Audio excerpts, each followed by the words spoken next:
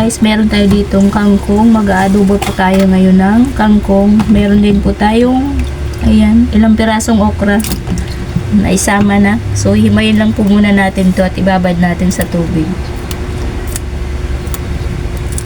Tapos yung mga tangkay na medyo malalambot pa, isama din natin. Ayan.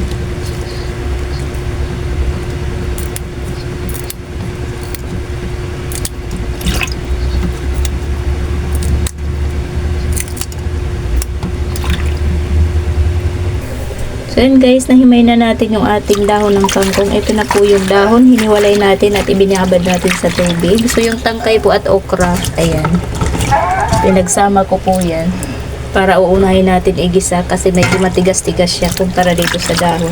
So ito po yung aking mga ricado, bawang, sibuyas, kamatis, may seasoning, may oyster sauce. So sasawag ko po yung tinapa, ito hinimay na natin at meron din po tayong chicharon baboy. Ayan. So, tara magluto na tayo. So, and guys, mainit na yung ating mantika.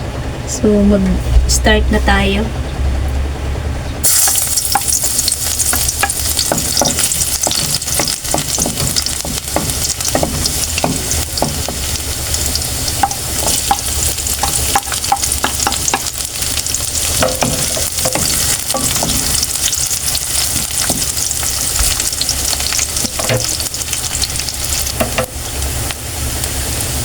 Isa natin yung kamatis.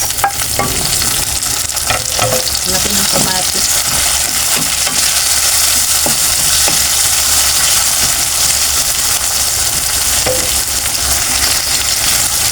Lagay na natin yung ating tinapa. Ayan.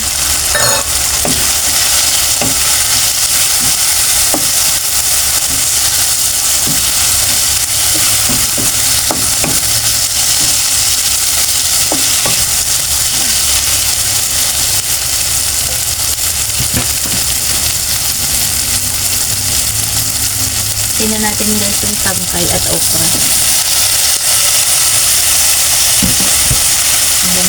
Ang bango ng tinapa.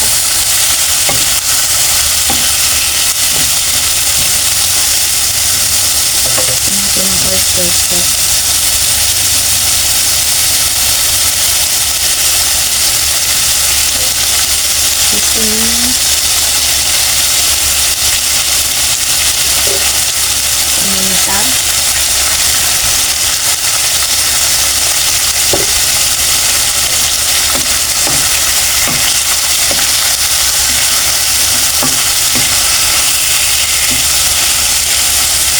Lagyan natin yung konting sabaw.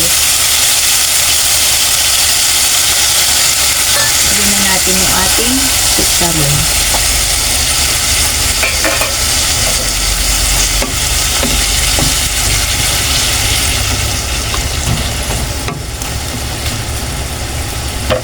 Takpan muna natin saglit para humupa at maluto yung tangkay.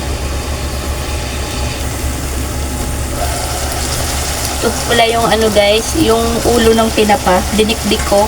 Tapos ayan, nilagyan ko ng tubig. Tapos ilagay natin para mas malasa. Ayan.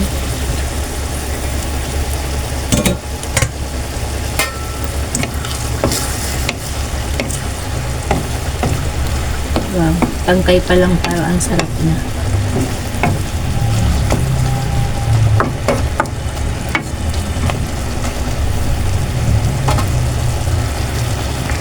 Dagdagan natin ng kaunting toyo para mas mabango. Tansyahin na lang natin. Ayan, konti lang kasi may chicharon at tinapa. Baka umalat, may oyster sauce po. Wow, parang ang sarap na.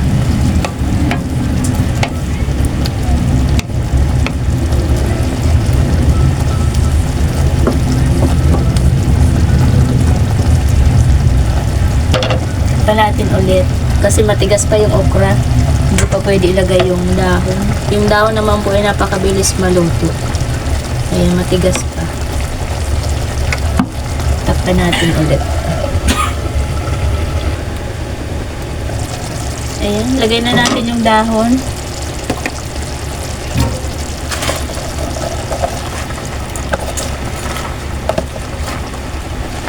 Apaw.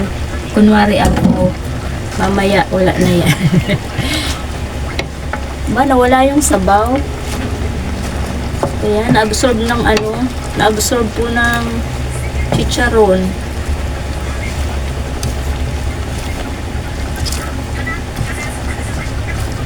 So, takpan natin muna para humupa yung yung dahon.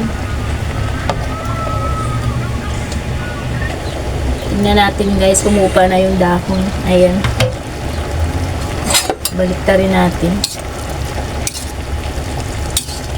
Ayun, nagkasabaw na rin pala. Nagtubig yung dahon.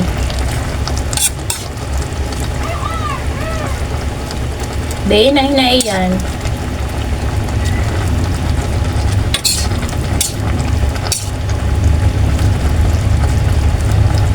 Dami din ng dalawang taling kangkong.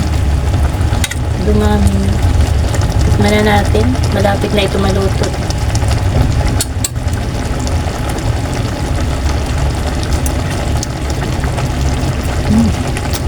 Pero medyo matabang po. Pagdagan natin ng kaunting asin. Sarap.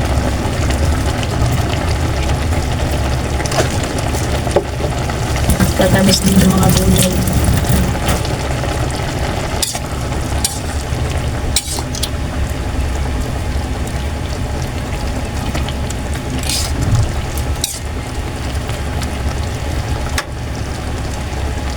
Ayan, kalambot na yung okra. Luto na siya.